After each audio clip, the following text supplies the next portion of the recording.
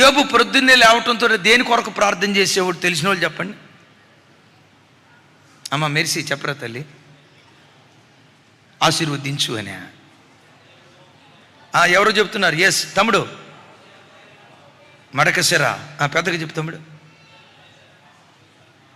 అసలు అక్కడ రాయబడిన మాట ఏంటో తెలుసా?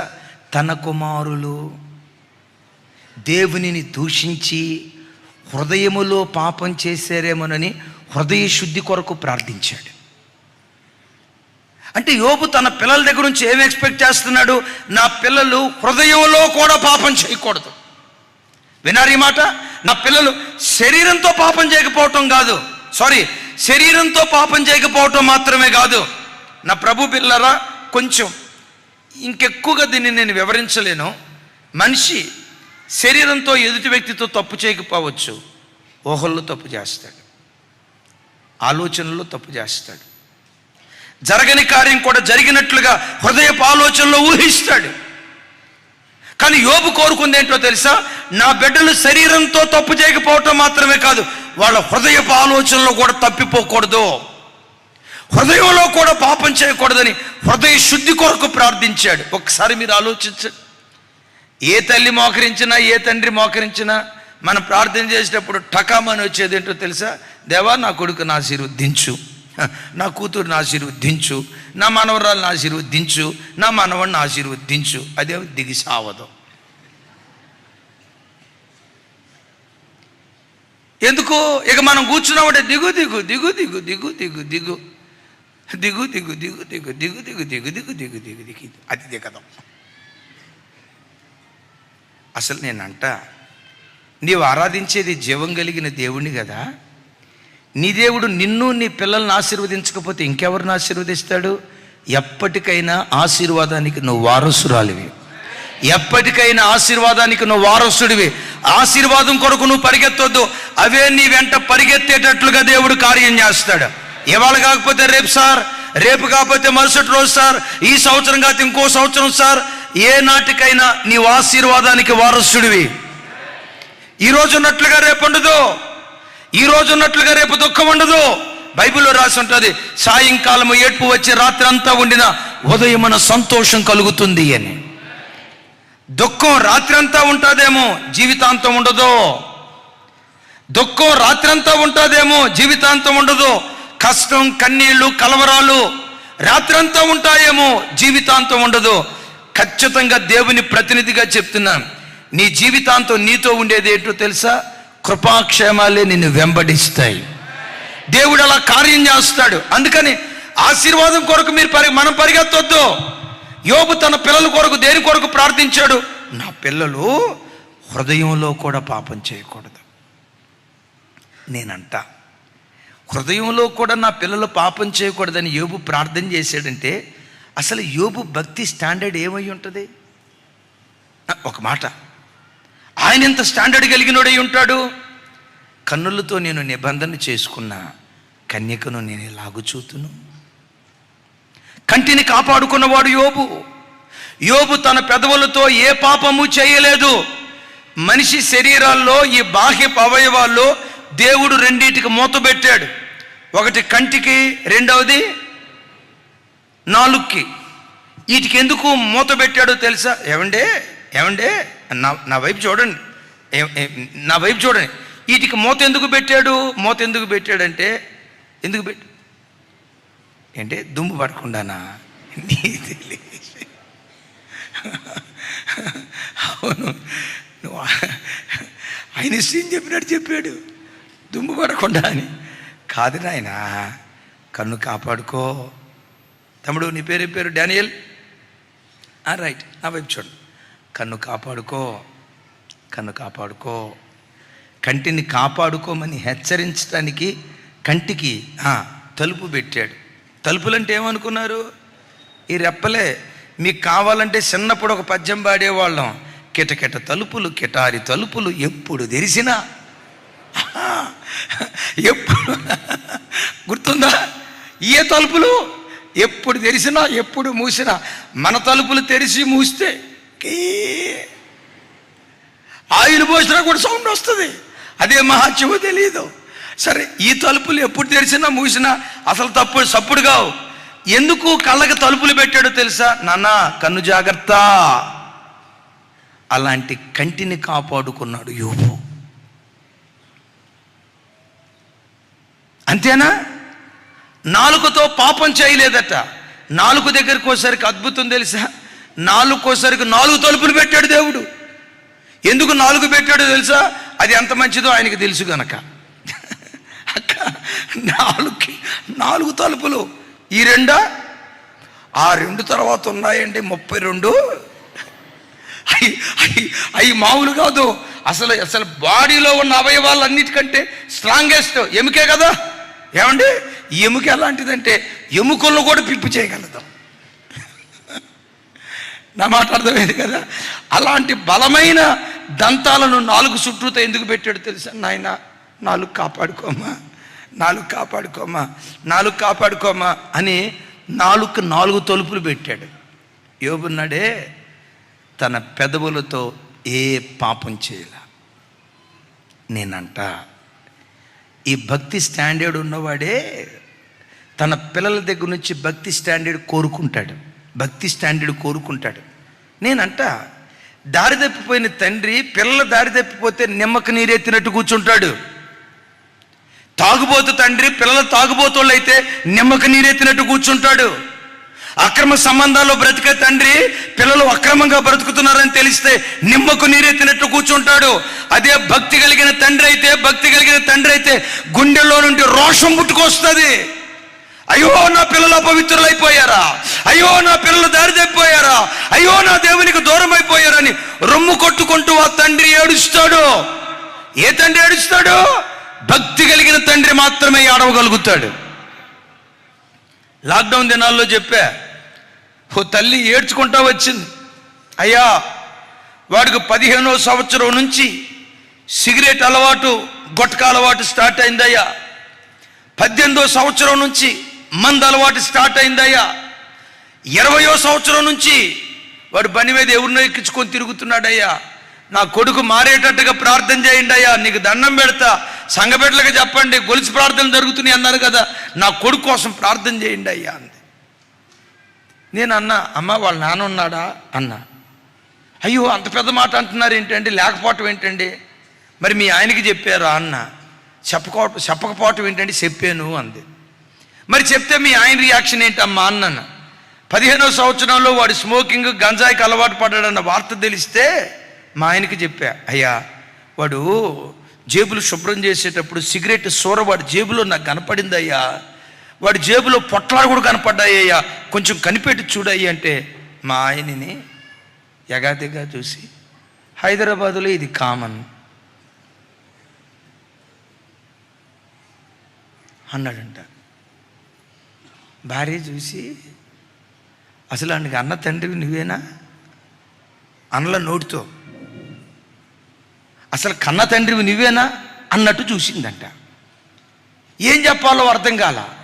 2 సంవత్సరాల తర్వాత వాడు మందు తాగి ఫుల్గా ఇంటికి వస్తున్నాడంట.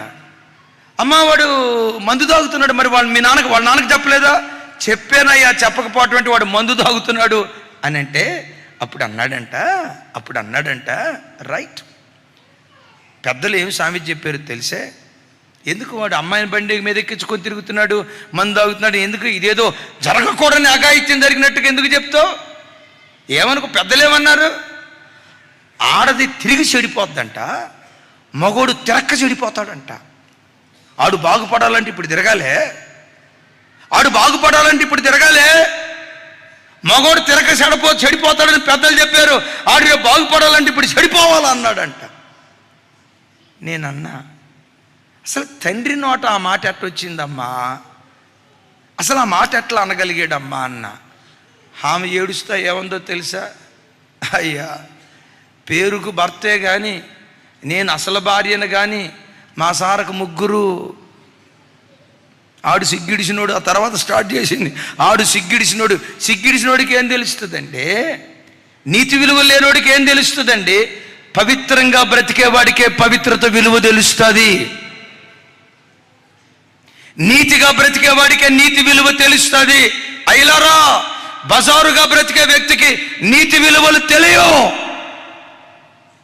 పవిత్రంగా బ్రతకని వ్యక్తికి పవిత్రత విలువ తెలియదు.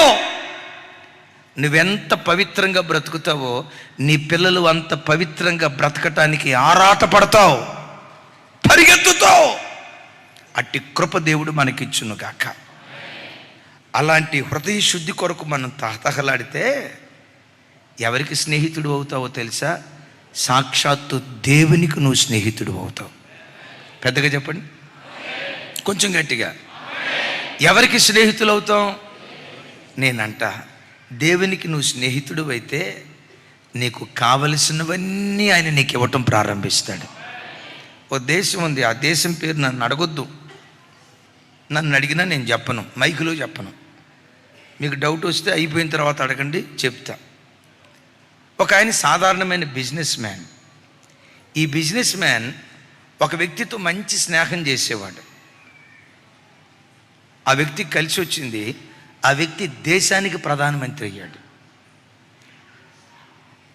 ఆయన దేశానికి ప్రధానమంత్రి అయిన తర్వాత దేశానికి సంబంధించిన ఈ కంపెనీకి సంబంధించిన ఆర్డర్లన్నీ తన స్నేహితుడికే ఇవ్వటం ప్రారంభించాడు. అది అమెరికాదైనా, మచిలీపట్నందైనా, బందర్దైనా, కలకత్తాదైనా, ఎక్కడెక్కడ అన్నీ మొత్తం తన స్నేహితుడికి ఇవ్వటం ప్రారంభించాడు. విచిత్రం ఏంటో తెలుసా? సాధారణమైన వ్యక్తి ఈరోజు ఆ ప్రధానమంత్రితో స్నేహం చేయటాన్ని బట్టి ప్రపంచాన్ని శాసించే గొప్ప ధనవంతుడిగా మార్చబడ్డాడు. ఆమేనా? చూసారా? నేనంట, ఒక ప్రధానమంత్రికి స్నేహితుడైతేనే స్థితిగతులు అలా మారితే, దేవునికి నువ్వు స్నేహితురాలు అయితే, దేవునికి నువ్వు స్నేహితుడు అయితే, దేవుడే నీ చెలికాడైతే కారపు మెతుకులు తిన్న భూమి మీద నువ్వు పరలోకం చూడగలుగుతావు. అలాగని కోట్లేదో కుమ్మరిస్తాడని కాదు, వాళ్ళకలాగా అక్రమంగా ఇట్లాంటి కార్యక్రమాలు చేయడు. నువ్వు బ్రతుకుతున్న పూరింటిలోనే పరలోకాన్ని చూపిస్తాడు నా దేవుడు. చప్పట్లు కొడితే యేసయ్యకు స్తోత్రాలు చెప్దాం. నువ్వు సంపాదిస్తున్న 15,000 రూపాయల జీతంలోనే 15,000 రూపాయలు. నేనంట, కారపు మెతుకులు తిన్న ఆ కారం కూడా నీకు ఎట్టుంటుందో తెలుసా? నాకు కొన్నిసార్లు మేము భోజనానికి ఎక్కడికైనా వెళ్ళినప్పుడు నేను మొట్టమొదటి ఏం అడుగుతాను తెలుసా? అమ్మ పచ్చడి, అన్నయ్య పచ్చడి అంటారు. అసలు ఆ పచ్చడిని ఒట్లో పెట్టుకుంటేనండి చిన్నప్పటికి వెళ్ళిపోతాం.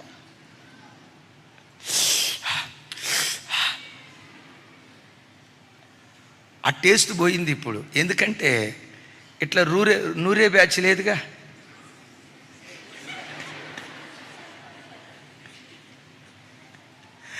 అది పచ్చడో దరిద్రం అర్థం కాదు, ఇట్లా తిప్పడం, వేసేయటం. రైట్, సరే వినండి.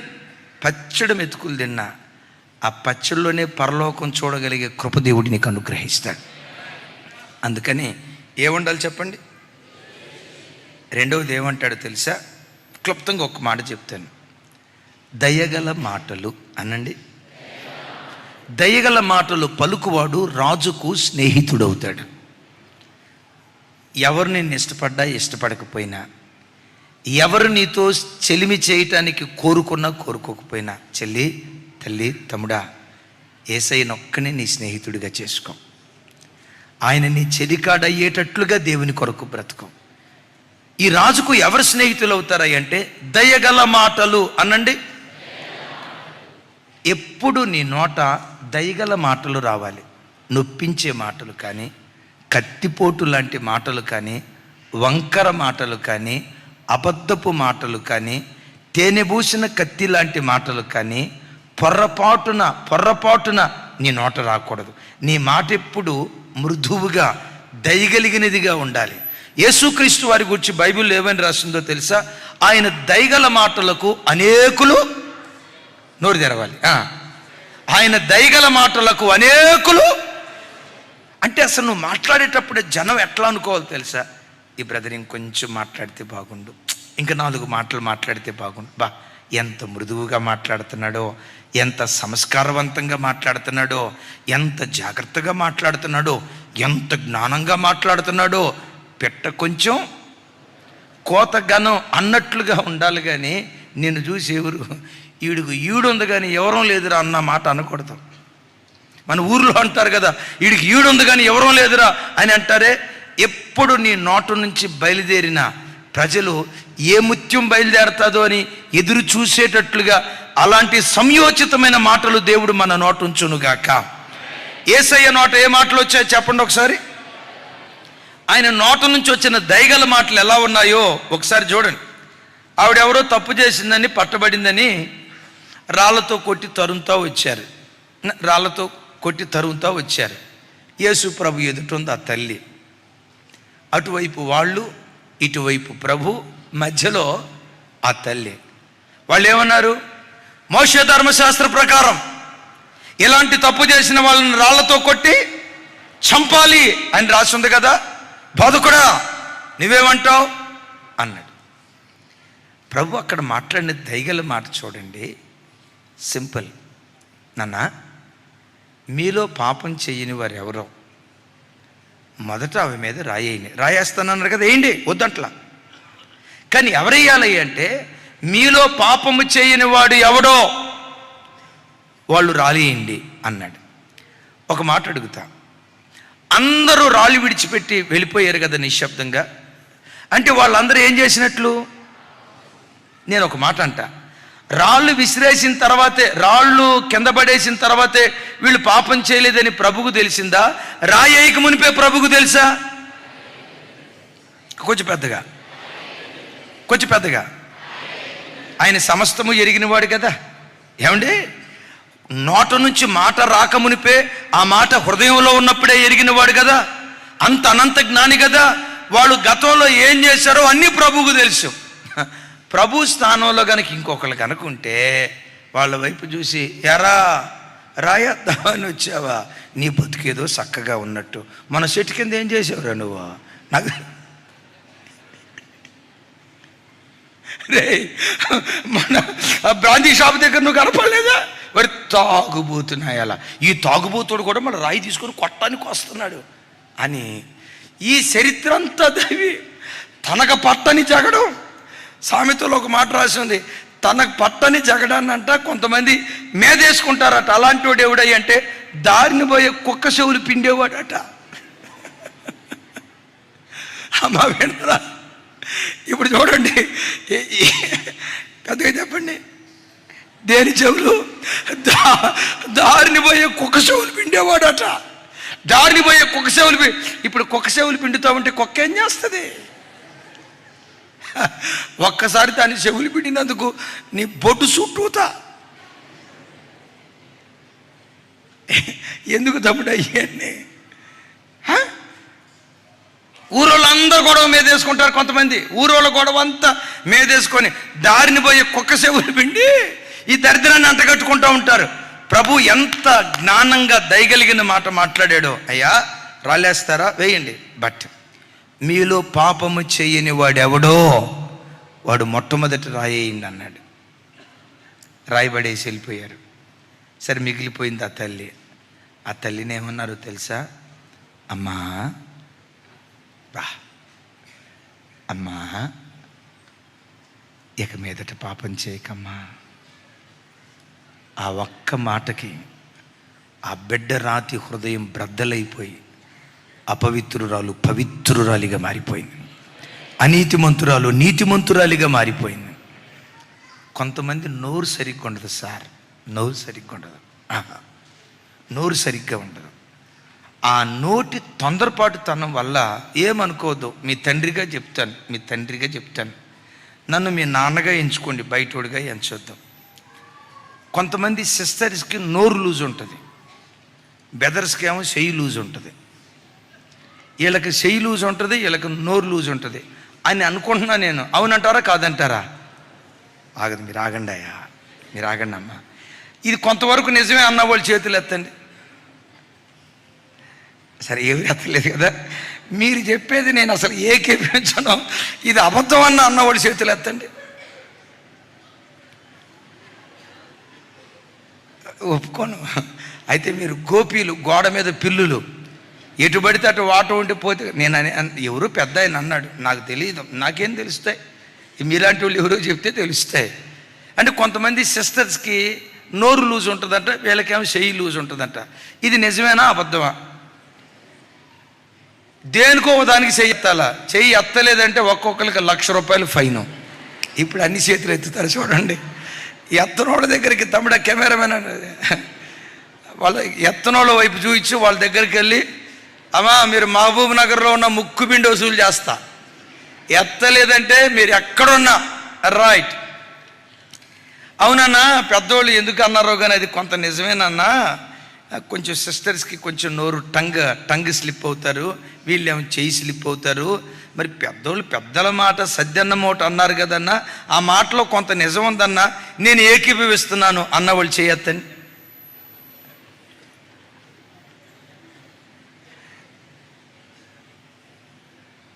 రైట్, మీరు ముగ్గురు ఎత్తలేమ్మా. ఓ తల్లి నువ్వు తర్వాత బొమ్మ గీసుకుందుకొని నా వైపు చూడాలా, సరే దించేసేయండి. మీరు నలుగురు ఎత్తలా, ఓకే అనయ్య, దీంతో ఏకీభవించాం. అసలు అది వాళ్ళు అన్నమాట తప్పు అన్న వాళ్ళు చేతులు ఎత్తండి. తమ్ముడు వీళ్ళని పట్టుకున్న తర్వాత ప్రార్థన అయిపోయిన తర్వాత ఇప్పుడు ఆయనకి ఏదో కొంచెం కోపం వచ్చింది, కొడతా అన్నాడు అనుకో, ఏ మనిషి కోపిస్తోడులే, కొంచెం కోపం ఎక్కువ మనిషికి అని ఒక 5 నిమిషాలు పక్కకి వెళ్ళిపోతాం అని అనుకునే బ్యాచ్ తక్కువ. ఎదురు నిలబడి ఏమంటారు తెలుసా, కొడతా అని అన్నాడు అనుకో, ఎదురు నిలబడి ఏమంటారు తెలుసా, కొడు చూద్దాం.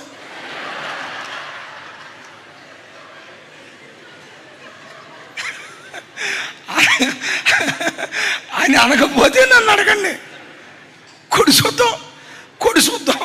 కొంతమంది రెచ్చగొట్టి ఏం చెబుతున్నావు, రెచ్చగొట్టి అదే రెచ్చగొట్టి అరే రెచ్చగొట్టి సరే రెచ్చగొట్టినందుకు ఎందుకో ఇట్లా అన్నాడు అనుకోండి.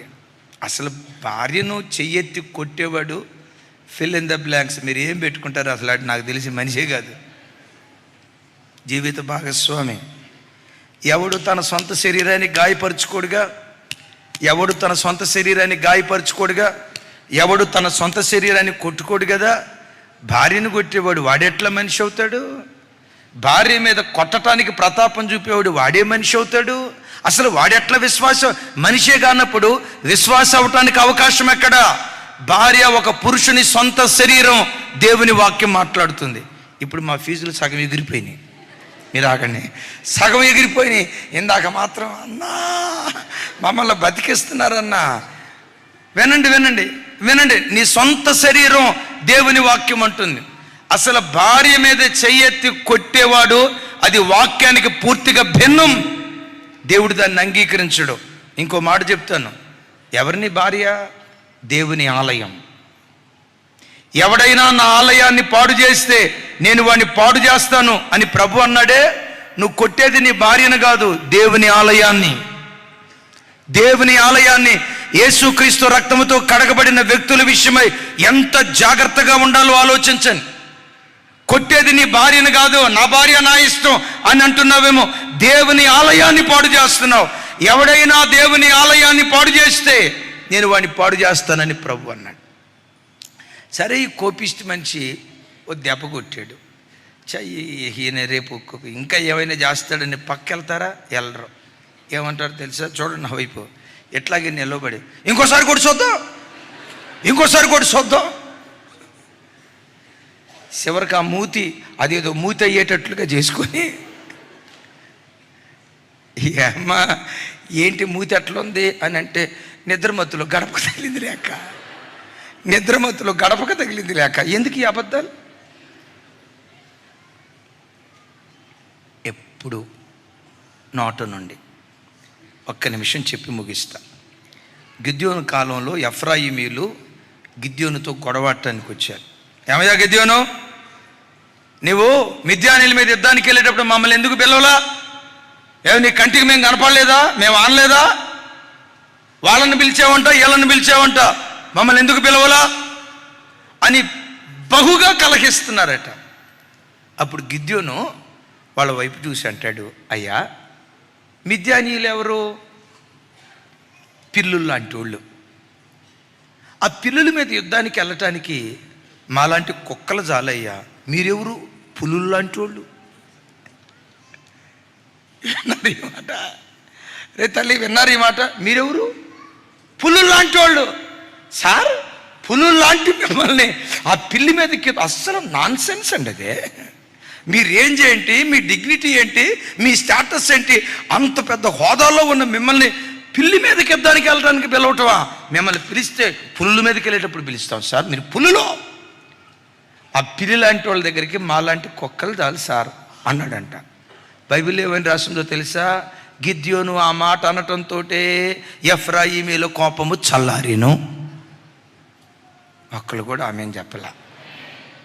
పెద్దగా చెప్పండి. ఒకవేళ మీ ఆయన వెళ్ళిపో నా ఇంట్లో నుంచి, నా కంటికి కనపడద్దు, ఇంట్లో నీకేమి ఇష్టమో అది తీసుకొని వెళ్ళిపో, నువ్వు ఇచ్చేవే 10 లక్షలు కట్నం తీసుకొని వెళ్ళిపో, బంగారం తీసుకొచ్చేవే తీసుకొని వెళ్ళి, అసలు ఇంట్లో నీకు ఏది ఇష్టమో అది తీసుకొని వెళ్ళిపో అన్నాడు అనుకో. ఆ రాత్రి అంతా వాకిడి దగ్గరే ఉండి తెల్లారిన తర్వాత తలుపు తీసాడు, నువ్వు కనపడ్డావు, ఏమి వెళ్ళలేదు అంటాడు. నువ్వేమంటావు తెలుసా? నాకు ఇష్టమైంది తీసుకెళ్ళమన్నారు కదండి, అందుకని ఆగాను. నీకేది ఇష్టమో తీసుకొని వెళ్ళిపో. ఇష్టమైంది మీరేనండి.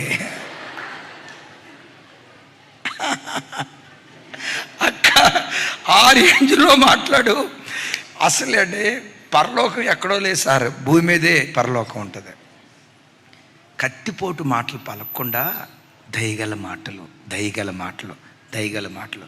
మీరు ఆఫీసులో ఉద్యోగం చేసేటప్పుడు అధికారిని గౌరవంగా సంబోధించండి, గౌరవంగా మాట్లాడండి.